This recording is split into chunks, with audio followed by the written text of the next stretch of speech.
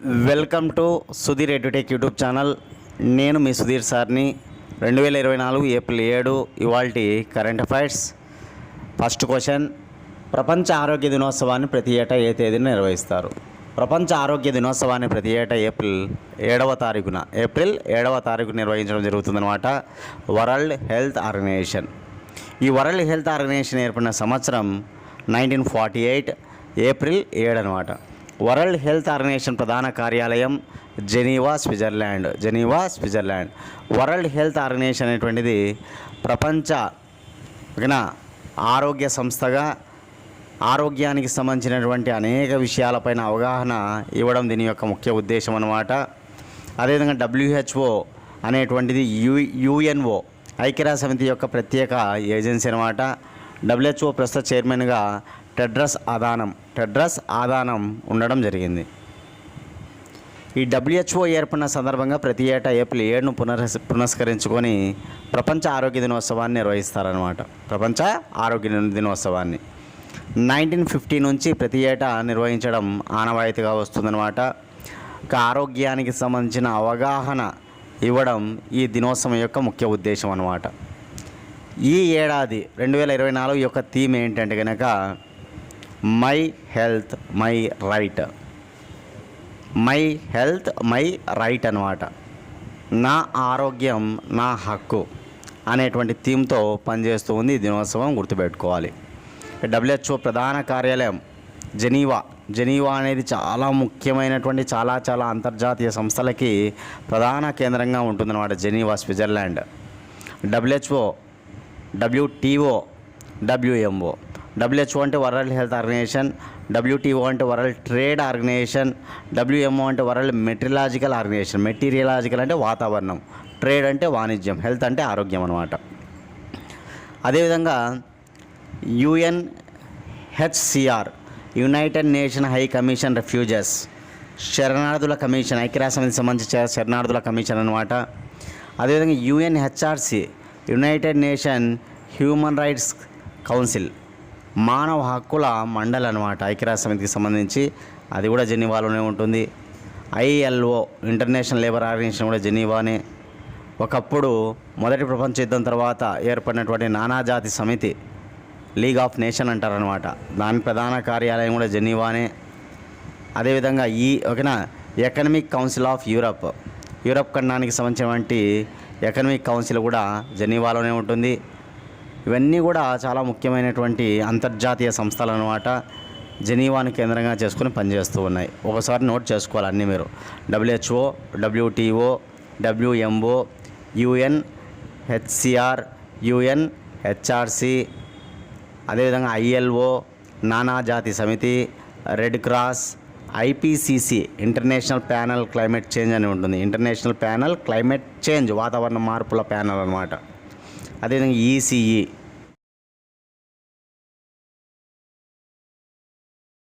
Second question, UNHRC ఏ దేశ ప్రభుత్వం యొక్క మానవ హక్కుల ఉల్లంఘన చర్యలపై వ్యతిరేకంగా నిర్ణయం తీసుకుంది? UNHRC, united nation human rights council అన్నమాట, మానవ హక్కుల మండలి. ఇది ఇరాన్ మరియు మయన్మార్ దేశాల యొక్క మానవ హక్కుల ఉల్లంఘనపై చర్యలు తీసుకుందనమాట. ఇటీవలనే ఇరాన్ అనేటువంటి దేశం తమ దేశంలో హిజాబ్ అనేటువంటి సంఘటన జరిగితే అక్కడ మహిళలపై మానవ హక్కుల ఉల్లంఘన చర్యలు చేపట్టిందనమాట. అదేవిధంగా మయన్మార్ దేశం అక్కడ ఉన్నటువంటి రోహింగ్యాలపై అక్కడ ఉన్న సైన్యం మానవ హక్కుల ఉల్లంఘనను చేయడం జరిగింది. దీన్ని దృష్టిలో పెట్టుకొని ఇరాను, మయన్మార్ దేశాల యొక్క మానవ హక్కుల ఉల్లంఘన చర్యలపై నిర్ణయం తీసుకోవడం జరిగిందనమాట. UNHRC, united nation human rights commission అన్నమాట. UNHRC ఏర్పడిన సంవత్సరం 2006. UNHRC ప్రధాన కార్యాలయం జెనీవా, స్విట్జర్లాండ్. UNHRC యొక్క ప్రస్తుత చైర్మన్ ఎవరంటే కనుక ఒమర్ అన్నమాట. ఇవి నోట్ చేసుకోండి. UNHRC అనేటువంటిది ఐక్యరాజ్య సమితి యొక్క ఒక ప్రత్యేక అనుబంధ సంస్థ అన్నమాట, సంస్థ అన్నమాట, గుర్తుపెట్టుకోవాలి. UNHRC చాలా ఇంపార్టెంట్, మానవ హక్కుల మండలి కాబట్టి. మానవ హక్కుల దినోత్సవం ప్రతి ఏటా డిసెంబర్ 10వ తేదీన నిర్వహిస్తారు. మానవ హక్కుల దినోత్సవం హ్యూమన్ రైట్స్ డే ఎప్పుడు అంటే కనుక డిసెంబర్ 10. చాలా ఇంపార్టెంట్. చాలా ఎగ్జామ్స్లో మానవ హక్కుల దినోత్సవం ఎప్పుడని అడుగుతూ ఉంటారనమాట.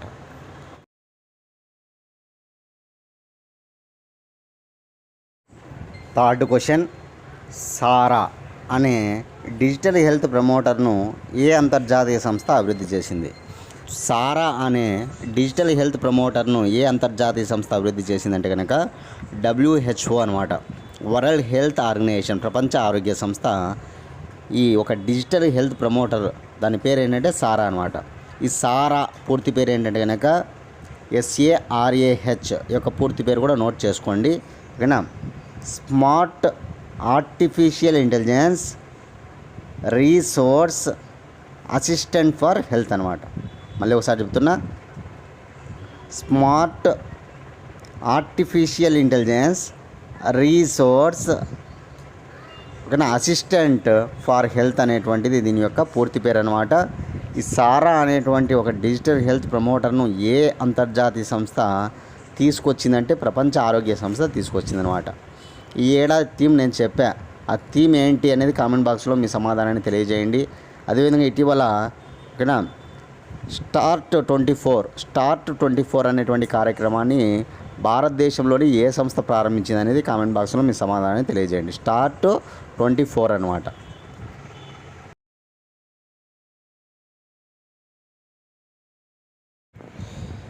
ఫోర్త్ క్వశ్చన్, అగ్ని ప్రైమ్ క్షిపణిని అబ్దుల్ కలాం వీలార్ ఐలాండ్ నుంచి విజయవంతంగా ప్రయోగించగా ఇది ఎక్కడ కలదు? APJ Abdul Kalam Wheeler island ఎక్కడ ఉంది అంటే కనుక ఒరిస్సా రాష్ట్రంలో ఉందన్నమాట. ఈ ఒరిస్సా రాష్ట్రంలో ఉన్నటువంటి అబ్దుల్ కలాం వీలార్ ఐలాండ్ నుంచి అగ్ని ప్రైమ్ మిస్సైల్ను విజయవంతంగా ప్రయోగించడం జరిగిందనమాట. ఏంటి అగ్ని ప్రైమ్?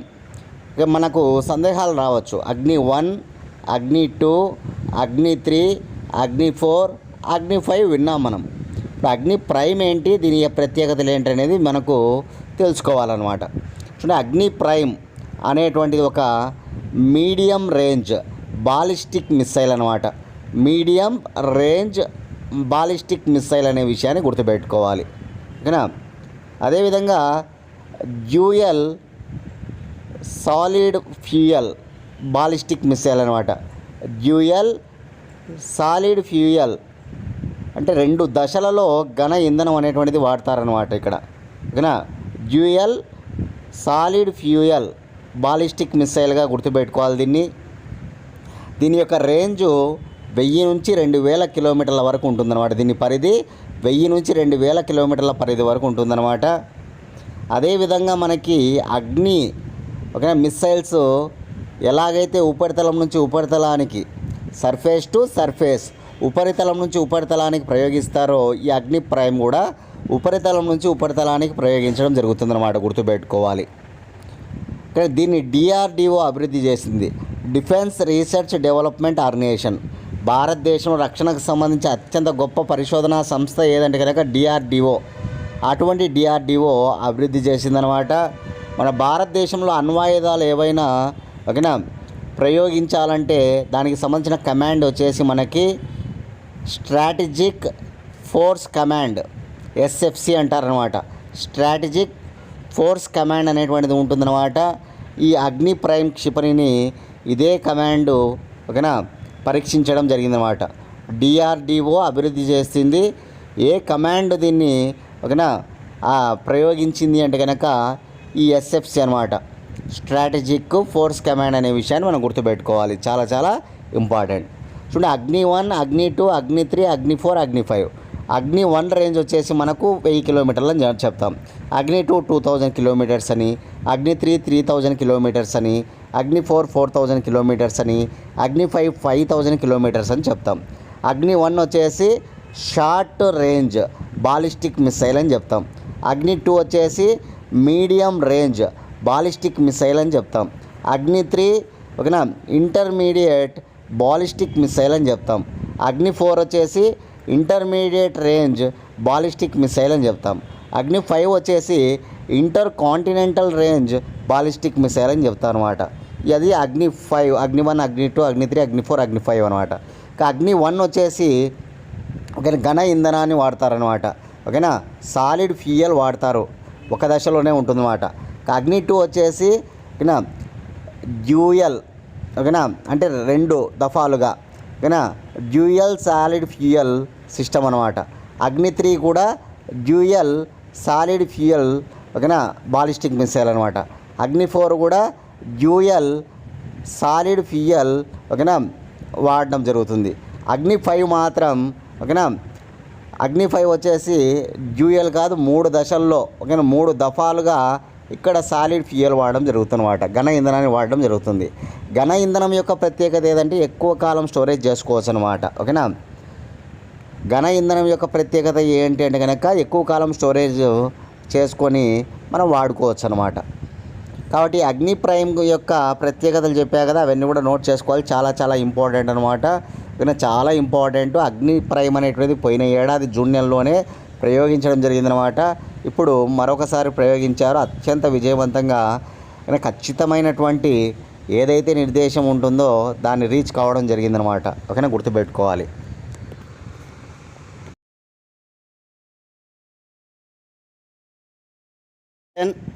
ఏ దేశ శాస్త్రవేత్తలు మొక్కలు పీకినప్పుడు ఏడుస్తాయని చెబుతూ వాటి సౌండ్ను రికార్డ్ చేశారు? చూడండి, చాలా ఇంపార్టెంట్ అనమాట ఇది. ఇక్కడ మొక్కలకు ప్రాణం ఉందని మనకి ఎప్పుడో మన దేశ శాస్త్రవేత్త జగదీష్ చంద్రబోస్ గారు చెప్పడం జరిగిందనమాట. మొక్కలకు ప్రాణం ఉందని చెప్పింది ఎవరంటే కనుక జగదీష్ చంద్రబోస్ అనమాట. కాబట్టి ఇక మొక్కలు పీకినప్పుడు ఏడుస్తాయని, ఓకేనా, చెబుతూనే దాని యొక్క సౌండ్ను రికార్డ్ చేయడం జరిగిందనమాట. అవి ఏడ్చినప్పుడు వచ్చేటువంటి సౌండ్ను రికార్డ్ చేయడం జరిగిందనమాట. ఏ దేశ శాస్త్రవేత్తలు అంటే కనుక ఇజ్రాయెల్ దేశానికి చెందిన శాస్త్రవేత్తలు. ఇజ్రాయిల్లో టెల్ అవీవ్ యూనివర్సిటీకి చెందిన శాస్త్రవేత్తలు అనమాట. గుర్తుపెట్టుకోవాలి, టెల్ అవీవ్ యూనివర్సిటీ ఈరోజు వార్తల్లో ఉందన్నమాట. ఈ టెల్ అవీవ్ యూనివర్సిటీకి చెందినటువంటి శాస్త్రవేత్తలు, ఇజ్రాయెల్ దేశంలోని ఈ టెల్ అవీవ్ యూనివర్సిటీ శాస్త్రవేత్తలు, ఓకేనా, మొక్కలు వాటిని పీకినప్పుడు ఏడ్చడమే కాదు, వాటి యొక్క సౌండ్ అంటే అవి ఏడ్చినప్పుడు వచ్చే శబ్దాన్ని కూడా వాళ్ళు రికార్డ్ చేయడం జరిగిందనమాట. చాలా ఇంపార్టెంట్, గుర్తుపెట్టుకోవాలి. ఇజ్రాయిల్ దేశ రాజధాని జెరూసలేం అనమాట. ఇజ్రాయిల్ దేశ భాష హిబ్రూ. ఇజ్రాయిల్ దేశ కరెన్సీ న్యూ షెకిల్. ఇజ్రాయెల్ దేశ ప్రెసిడెంట్ ఐజాక్ హెర్జోగ్ అనమాట. ఇజ్రాయెల్ దేశ ప్రధానమంత్రి బెంజిమన్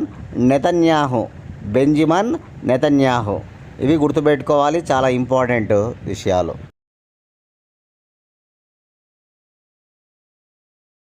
సిక్స్త్ క్వశ్చన్, తీర భద్రతకు సంబంధించిన సాగర్ కవచ్ వ్యాయామం ఎక్కడ నిర్వహించారు?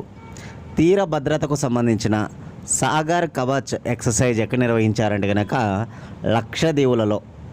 లక్షద్వీపులలో ఏదైతే ఓకేనా ఈ తీర భద్రతకు సంబంధించినటువంటి ఒక గొప్ప వ్యాయామం అన్నమాట, అదే సాగర్ కవచ్. గుర్తుపెట్టుకోవాలి, సాగర్ కవచ్.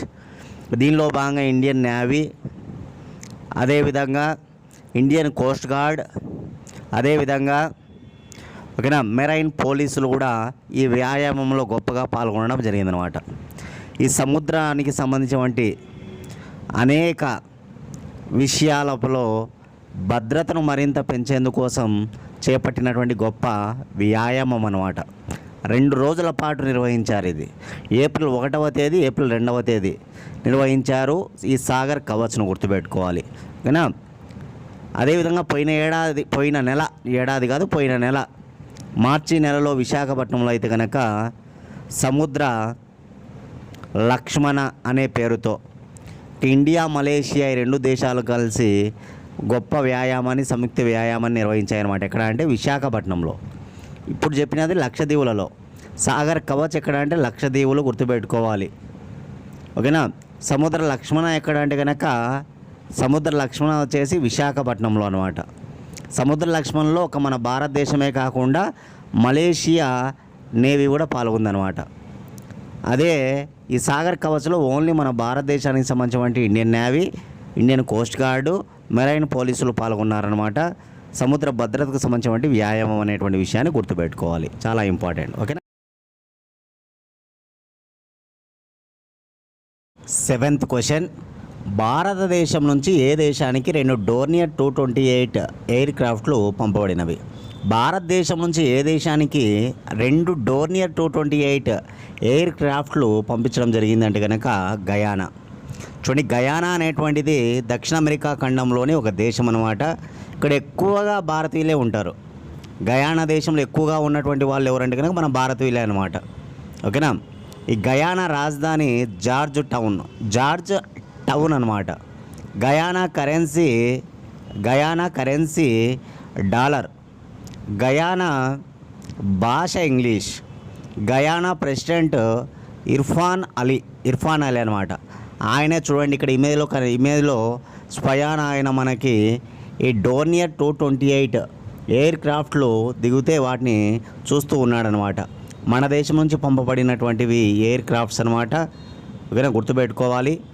మన దేశం ఇటీవల నిన్న కూడా మనం చెప్పుకున్నాం నిన్నటి క్లాస్లో, మాల్దీవులకు బియ్యం, పంచదార, ఆనియన్స్ ఇవన్నీ కూడా ఎగుమతి చేశాము అని. ఓకేనా. అదేవిధంగా మన దేశం ఈ బ్రహ్మోస్ మిస్సైల్ ఏదైతే ఉందో, బ్రహ్మోస్ క్షిపణులను ఇటీవల ఫిలిప్పీన్స్ దేశానికి మనం ఒకనా ఎగుమతులు చేయడం జరిగిందనమాట. ఇట్లాంటివి గుర్తుపెట్టుకోవాలి. మనం దిగుమతి చేసుకునే స్థాయిలోనే కాదు, ఎగుమతి చేసే స్థాయికి వెళ్ళిపోవడం జరిగిందనమాట. అనేక రక్షణ రంగానికి సంబంధించిన విషయాల్లో మనం ఎగుమతులను చేస్తూ ఉన్నామన్నమాట. కాబట్టి ఈరోజు డోర్నియర్ 228 ఎయిర్ క్రాఫ్ట్స్ ఏ దేశానికి మనం పంపించాము అంటే గయానా దేశానికి అనే విషయాన్ని గుర్తుపెట్టుకోవాలి. చాలా చాలా ఇంపార్టెంట్ అన్నమాట. 8th క్వశ్చన్, ఎన్సీఈఆర్టీ పుస్తకాలలో ఉన్న పాక్ ఆక్రమిత కాశ్మీర్ అనే పదం తొలగించి దాని స్థానంలో చేర్చిన పదం ఏది? చూడండి, ఎన్సీఈఆర్టీ పుస్తకాలలో ఉన్న పాక్ ఆక్రమిత కాశ్మీర్ అనే పదం తొలగించి దాని స్థానంలో చేర్చిన పదం ఏదంటే కనుక ఆజాద్ కాశ్మీర్. గుర్తుపెట్టుకోవాలి, చాలా ఇంపార్టెంట్ అనమాట. NCERT national council of educational research and training, విద్యకు సంబంధించిన పరిశోధన మరియు శిక్షణ ఇవ్వడంలో ఒక జాతీయ మండలి ఉందన్నమాట. అదే ఎన్సీఈఆర్టీ అనమాట, national council of educational research and training. ఈ ఎన్సీఈఆర్టీ పుస్తకాలలో ఇవే కదా చాలా ముఖ్యంగా మనం పుస్తకాలు చదువుకోవాలని చెప్పేది. మన కాంపిటేటివ్ ఎగ్జామ్స్ సంబంధించి కూడా ఎన్సీఈఆర్టీ పుస్తకాలు చదవాలి అని చెప్తూ ఉంటారనమాట. కాబట్టి ఎన్సీఈఆర్టీ పుస్తకాలలో ఉన్నటువంటి పదం పాక్ ఆక్రమిత కాశ్మీర్ అనమాట. ఇప్పుడు ఆ పదాన్ని తొలగించి ఆజాద్ కాశ్మీర్గా పెట్టడం జరిగిందనమాట. ఈ పాయింట్ గుర్తుపెట్టుకోవాలి ఖచ్చితంగా. చూడండి, పాక్ ఆక్రమిత కాశ్మీర్ ఏంటి? పాక్ ఆక్రమిత కాశ్మీర్ అంటే కనుక మనం చరిత్రను చూస్తే, గత చరిత్ర చూస్తే కనుక 1947 ఆగస్టు 15వ తారీఖున భారతదేశానికి స్వాతంత్రం వచ్చింది. దాంతోపాటు భారతదేశం నుంచి పాకిస్తాన్ అనే ఒక నూతన దేశం విభజించబడింది అనమాట. ఓకేనా. ఈ క్రమంలో భాగంగా ఆనాటి ఓకేనా బ్రిటిష్ వాళ్ళు ఏం చెప్తారంటే కనుక భారతదేశంలో ఎన్నో స్వదేశీ సంస్థానాలు ఉండి ఉంటాయన్నమాట. అందులో భాగంగా ఉన్న స్వదేశీ సంస్థానాలకు ఏం చెప్తాయంటే కనుక భారత్లో అయినా విలీనం కావచ్చు, లేదా పాకిస్తాన్లో అయినా విలీనం కావచ్చు, లేదా స్వతంత్ర దేశంగా అయినా మీరు ఉండవచ్చు అని చెప్పడం జరుగుతుందన్నమాట. ఈ క్రమంలో భాగంగా ఒక 4 సంస్థానాలు స్వతంత్రంగా ఉండడానికి నిర్ణయించుకుంటాయన్నమాట. ఓకేనా. హైదరాబాదు, జమ్మూ కాశ్మీరు, జునాగఢ్, ట్రావెన్కోర్ అనమాట. ఇలా జమ్మూ కాశ్మీరు స్వతంత్ర దేశంగా ఉండడానికి నిర్ణయించుకుంటుంది. ఆనాటి జమ్మూ కాశ్మీర్ రాజు ఎవరంటే కనుక రాజా హరిసింగ్ అనమాట. రాజా హరిసింగ్ చిట్ట చివరి రాజు జమ్మూ కాశ్మీర్కి ఆయనే. ఓకేనా. తర్వాత వాళ్ళ స్వతంత్ర దేశంగా ఉన్న తర్వాత పాకిస్తాన్కు చెందినటువంటి సైన్యం ఈ జమ్మూ కాశ్మీర్ పైన దాడులు చేయడం మొదలు పెడుతుందన్నమాట. ఈ క్రమంలో భాగంగా నానాటికి కొద్దిగా కాశ్మీర్ను ఆక్రమించడం జరుగుతుందన్నమాట. ఓకేనా. ఇప్పుడు ఆ ప్రాంతాన్ని పాక్ ఆక్రమిత కాశ్మీర్ అంటున్నారన్నమాట. తర్వాత మన భారతదేశంలో ఈ కాశ్మీర్ను విలీనం చేయడం, మన భారతీయ సైన్యం ఓకేనా పాకిస్తాన్ సైన్యంతో యుద్ధం చేయడం ఇవన్నీ కూడా జరుగుతాయి. కానీ చివరకు జమ్మూ కాశ్మీర్లోని కొద్ది భాగం పాక్ ఆక్రమిత కాశ్మీర్గా ఉండిపోతుందన్నమాట. దాన్నే పాక్ ఆక్యుపైడ్ కాశ్మీర్ అంటారనమాట. అటువంటి పాక్ ఆక్రమిత కాశ్మీర్ పేరు ఇప్పుడు ఆజాద్ కాశ్మీర్గా ఓకేనా ఎన్సీఈఆర్టీ పుస్తకాల్లో ఉంచడం జరిగింది. ఆ విషయాన్ని మనం మైండ్లో పెట్టుకొని చదువుకోవాలి.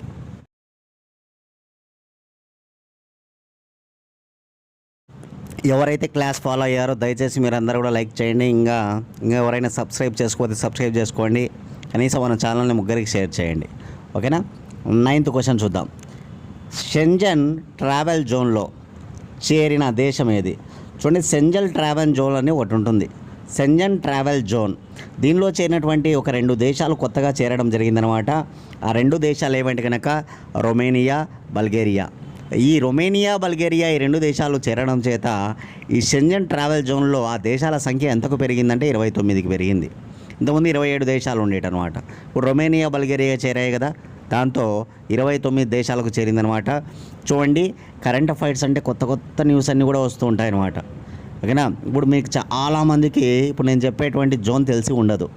షెంజన్ ట్రావెల్ జోన్ అనేటువంటిది ఎప్పుడు విని ఉండారనమాట. కాబట్టి అట్లా కొత్తగా మనకి కొత్త విషయాలు తెలియవస్తున్నాయంటే అది కరెంట్ అఫైర్స్ వల్లనే.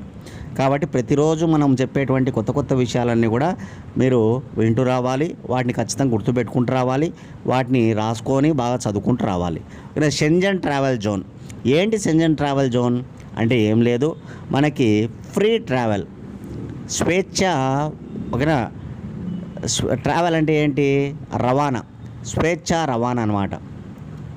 ఇప్పుడు మన అందరికీ వీసా ఉండాలి. ఏదైనా ఒక దేశం నుంచి ఒక దేశానికి పోవాలంటే ఖచ్చితంగా వీసా ఉండాలన్నమాట. ఎటువంటి వీసా లాంటి ఇబ్బందులు లేకుండా ఒక జోన్, ఓకేనా, ఒక సంస్థలాగా అనమాట, ఒక జోన్ లాగా తయారు చేసుకున్నాయన్నమాట. ఈ జోన్లో కొన్ని దేశాలు సభ్యత్వాన్ని తీసుకోవడం జరిగిందనమాట. ఈ దేశాలన్నీ కూడా యూరోప్ ఖండానికి చెందిన దేశాలు ఉంటాయి. ఏ ఖండానికి చెందిన దేశాలు? యూరోప్ ఖండానికి చెందినటువంటి దేశాలు అన్నమాట. అన్నీ దగ్గరలో చాలా దేశాలు ఉంటాయి. ఒక దేశం నుంచి ఒక దేశానికి పోవాలంటే మనకేం కావాలంటే వీసా కావాల్సిందే. అటువంటి అవసరం లేకుండా ఓకేనా ఫ్రీ ట్రావెల్, స్వేచ్ఛ, ఓకేనా, స్వేచ్ఛగా మనం వెళ్ళేందుకు ఒక ప్రాంతం నుంచి ఒక ప్రాంతానికి ఓకేనా ఈ జోన్ అనేటువంటిది పనిచేస్తుందన్నమాట. దానిలో ఇప్పుడు కొత్తగా 2 దేశాలు చేరాయన్నమాట, రొమేనియా, బల్గేరియా. గుర్తుపెట్టుకోవాలి.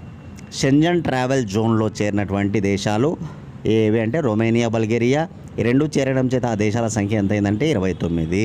దేనికోసం ఈ షెంజన్ ట్రావెల్ జోన్ అంటే కనుక ఫ్రీ ట్రావెల్ అనే విషయాన్ని గుర్తుపెట్టుకోవాలి. Free travel.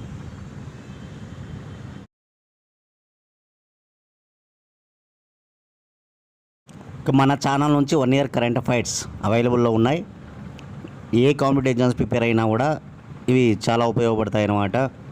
తెలంగాణ, ఆంధ్రప్రదేశ్, అదేవిధంగా సెంట్రల్ గవర్నమెంట్ ఎగ్జామ్స్కి ప్రిపేర్ అయ్యే వాళ్ళు కూడా కరెంట్ అఫైర్స్ యూజ్ అవుతాయి. ఓకేనా. వీటిని కావాలనుకున్న వాళ్ళు 8186006848 అనే నెంబర్కి 100 రూపీస్ ఫోన్పే చేసి అదే నెంబర్కి స్క్రీన్షాట్ పెట్టండి. 24 గంటల లోపల పీడిఎఫ్ ఫైల్ పంపించడం జరుగుతుంది. 100 రూపాయలకి 1 year కరెంట్ అఫైర్స్ అందిస్తున్నాం. డేట్ టు డేట్ విత్ ఎక్స్ప్లెనేషన్తో ఉంటాయన్నమాట. కాబట్టి అందరూ యూటిలైజ్ చేసుకోండి. ఒక లాస్ట్ క్వశ్చన్ చూద్దాం. ఐపీఎల్లో ఇటీవల సెంచరీ చేసి అత్యధిక సెంచరీలు నమోదు చేసిన ఆటగాడిగా గుర్తింపు ఎవరు పొందారంటే కనుక విరాట్ కోహ్లీ అనమాట. చూడండి, విరాట్ కోహ్లీ ఇటీవల సెంచరీ నమోదు చేయడం జరిగిందనమాట. దాంతో 8 సెంచరీలు చేసినటువంటి ఐపీఎల్లో అత్యధిక సెంచరీల వీరుడు మాత్రమే కాదు ఇతను, కానీ ఎక్కువ స్కోర్ కూడా, కానీ టాప్ స్కోరర్ అంటే ఓవరాల్గా తీసుకున్నప్పుడు ఐపీఎల్ చరిత్ర మొత్తానికి కూడా ఎక్కువ స్కోర్ చేసింది ఎవరంటే కనుక విరాట్ కోహ్లీనే అనమాట. ఆ విషయాన్ని కూడా గుర్తుపెట్టుకోవాలి. ఎక్కువ సెంచరీలు విరాట్ కోహ్లీనే, ఎక్కువ స్కోర్ చేసినటువంటి వ్యక్తి కూడా ఎవరంటే కనుక విరాట్ కోహ్లీనే. కానీ ఐపీఎల్ చరిత్రలో ఎక్కువ స్కోర్ చేసింది విరాట్ కోహ్లీ అయితే ఎక్కువ వికెట్లు తీసింది కానీ యజువేంద్ర చాహల్ అనమాట. యజువేంద్ర చాహల్ అనేటువంటి బౌలర్ ఎక్కువ వికెట్లు తీయడం జరిగిందనమాట. ఇద్దరు కూడా ఇండియా వారే అనమాట, గుర్తుపెట్టుకోవాలి. ఐపీఎల్లో ఎక్కువసార్లు విజయం సాధించింది ఎవరు, టైటిల్ సాధించింది ఎవరు అంటే కనుక చెన్నై సూపర్ కింగ్స్ సిఎస్కే వచ్చేసి 5 సార్లు, ముంబై ఇండియన్స్ ముంబై ఇండియన్స్ వచ్చేసి 5 సార్లు అనమాట. ఆ విషయాన్ని కూడా మైండ్లో పెట్టుకోండి. ఐపీఎల్ అంతా అయిపోయిన తర్వాత దీనికి సంబంధించి హైలైట్స్ అన్నీ కూడా మనం అప్పుడు చూద్దాం. కానీ ఇప్పుడైతే కనుక ఈ విషయాన్ని గుర్తుపెట్టుకోవాలి. విరాట్ కోహ్లీ ఓకేనా ఈరోజు వార్తల్లో ఉన్నాడనమాట. ఓకేనా. ఇవి ఇవాల్టి కరెంట్ అఫైర్స్. రేపటి క్లాస్లో మళ్ళీ కలుసుకుందాం ఫ్రెండ్స్. థ్యాంక్స్.